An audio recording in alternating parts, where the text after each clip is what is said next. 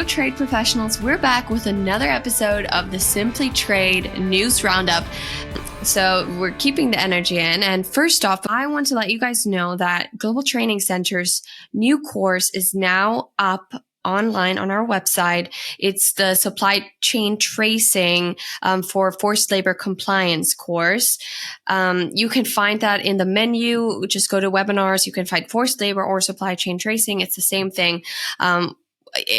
We want people to know that, both things will be covered.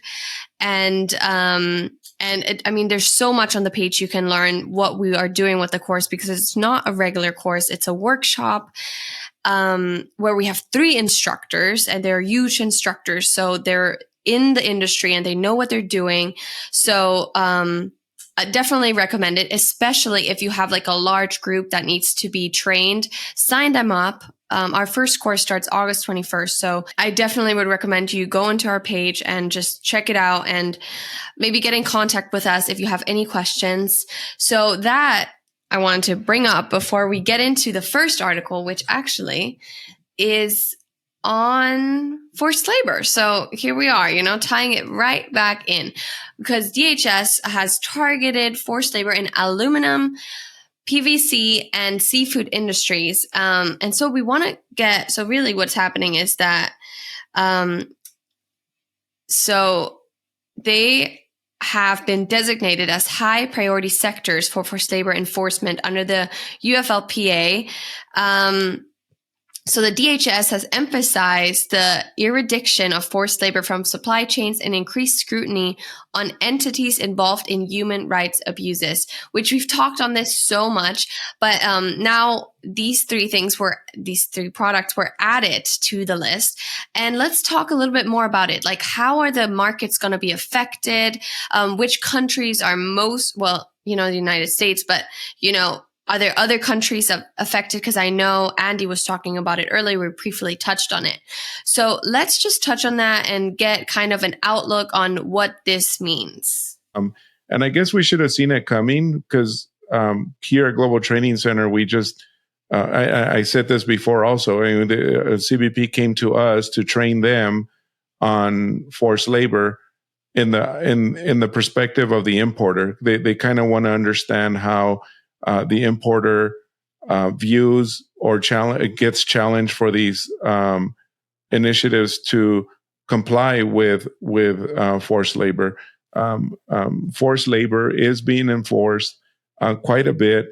They're adding more products or commodities to that list, which is good, because they're realizing and recognizing that there is forced labor in those areas. The one that stood out the most was fish. Nothing's manufactured there. In my research, I found, which is pretty interesting, how crew on ships are treated pretty badly. I mean, they're made to work amazingly long hours, very little food. They're hardly ever fed.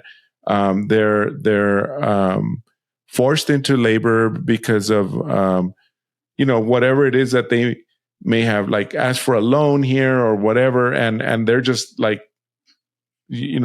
pretty much slaves. I mean, I there's no other better word to put it.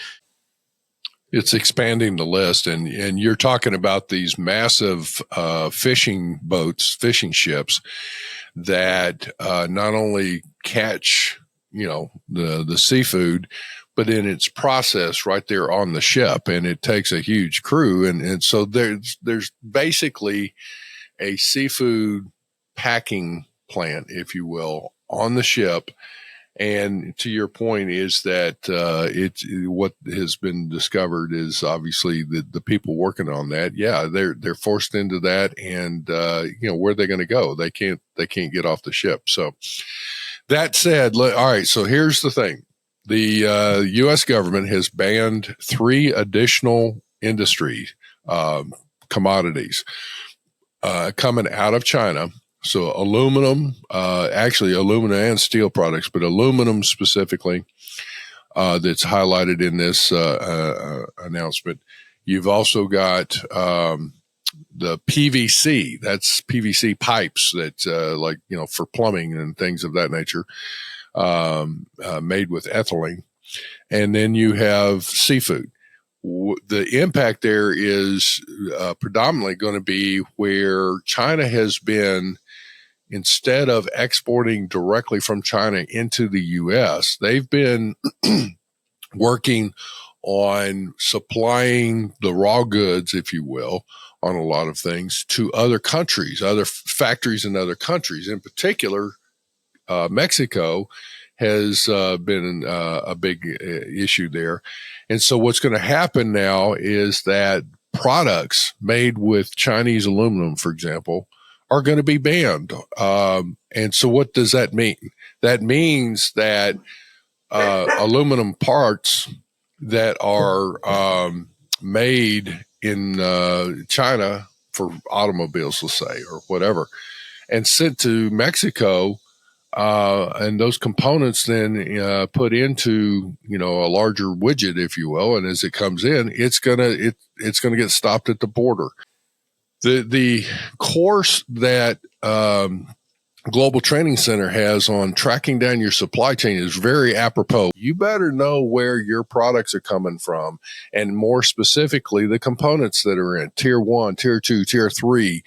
And second to that is you better look at sourcing from other sources other than China in looking at it, because what's happening is the U.S. government, just like Lalo said, is increasing their enforcement of the forced labor and the anti-slavery, basically, legislation. Thank you for sharing that. I thought that was so interesting. Next one. Okay, so we have two more articles and to cover here. This one was probably our longest one because forced labor, it's a little extensive and there's always going into more detail. Anyways, I don't want to keep much more time. Let's move on to the next one. So the United States and Australia have pledged to enhance financial connectivity and bolster banking services in the Pacific Island nations to promote economic resilience and counter, wow, my British English now is coming out, China's growing influence in the region. Yeah, so basically this kind of goes hand in hand with the first one, just because, we're all trying to do, what's best for our country and making sure that China is complying, like you said in the beginning, at the end, about changing China's behavior. And I think the more countries get behind this and the more connections we build with other countries, the better, hopefully, the outcome will be, though I actually don't think they even realize or care, because they just live in a different culture, which is crazy, and it's not comprehensible for us. But obviously, it's not right. So the Western banks' de-risking efforts to meet financial regulations have led to a decline in correspondent banking relationships in the Pacific. And the Pacific Banking Forum has convened policymakers and lenders to discuss solutions to improve corresponding banking relations in the region. Okay, so is there anything you guys want to contribute to this article? What does that mean? Maybe in a little bit of easier words, or in what does this mean to the people in the trade industry? Oh, here's what's happening is that with the sanctions going on and all that, so financial transactions are not being able to be completed. So that is having a positive effect in trying to change behavior and stopping, bad behavior in the banking industry. Now, the downside of what's going on is that there are a lot of banks that are withdrawing from Pacific Island countries and entities and communities. What that means is there's a lot of these communities that are finding it difficult to have access to the U.S. dollar to transact international business. That's not a good thing. And so, the problem I have with this is that Janet Yellen, with the government is saying, oh, we support Indo-Pacific business, but then the banking industries are withdrawing and then making it difficult for people to transact international financial transactions. Guess what? China's bank is going to move in there and say, well, I'll tell you what, don't use the US dollar, use the Chinese currency and all that. So I see some problems here where there's a positive where the US and Australia are getting together. On the same token, it's the U.S. banking or Western banking entities are restricting access to the U.S. dollar and some of these things. So it's I don't know. I'm kind of mixed on this. Lalo, what do you think? Here in the U.S., we may anything that comes specifically from the Pacific Islands that are very unique, let's say, that can only be sourced there or whatever the case may be, are going to cost a lot more, or gone altogether. And then who can fill that gap? Of course, then the Chinese might come in, and so we run into that situation. And then American exporters who are working with and trying to get their products to the Pacific Islands is another issue, right? Because now, how are they going to get paid? I mean, they can't just send things over there on loan, and so those are the other issues that I see. The good news is, like you said, Andy, that the U.S. and Australian governments are getting together and they're willing to bail out. And it's not a bailout by no means. The Pacific Islands are not asking, hey, can you bail me out by giving me money or anything? No, they're just basically asking for a banking infrastructure in their islands that can be supported and it's withstood using U.S. dollars, of all things. I mean, they want to do trade or they want to do business in U.S. dollars. And so they're asking for that. And the more we act, the best we act, the faster we act, the best it would be for America, and in this case, Australia as well, only because they will retain or maintain the currency or the transactions in U.S. dollars versus having to go with these Chinese banks, which see an opportunity there, and they're trying to take that over. Folks, this is one of the things, though, that to Lalo's point, he's highlighting this, and this is one of those things that, from a U.S. perspective, our economy is so massive from a domestic perspective. However, if you're doing business internationally, this is not a good thing. This is one of those things you need to be reaching out to your banks to say, do you do business in the Pacific region? And also push for your representatives as well as the State Department going, hey, you want us to have influence in the world. Well, we got to be able to financially transact business. And with this being withdrawn is like, you can't have it both ways. So it's like, you've got to be able to put forth the effort out there. So food for thought. Yeah. And then this goes, I'm sorry, now I'm going to jump in here again, goes into the last article too. I mean, these are kind of all connected. Talking a lot on China today. We haven't done this in a while. I'm glad we took a good break. And now it hits us hard with all these things that are happening, but here we are. So we have the last article, which is that the U.S. sanctions are causing payment delays and straining the imports of Chinese cars into Russia. I mean, does that sound like a terrible thing? Well, now this is another U.S. News and World Report article, but it's showing that this is, in other words, the results of the sanctions and the sanctions against Russia and transacting business again.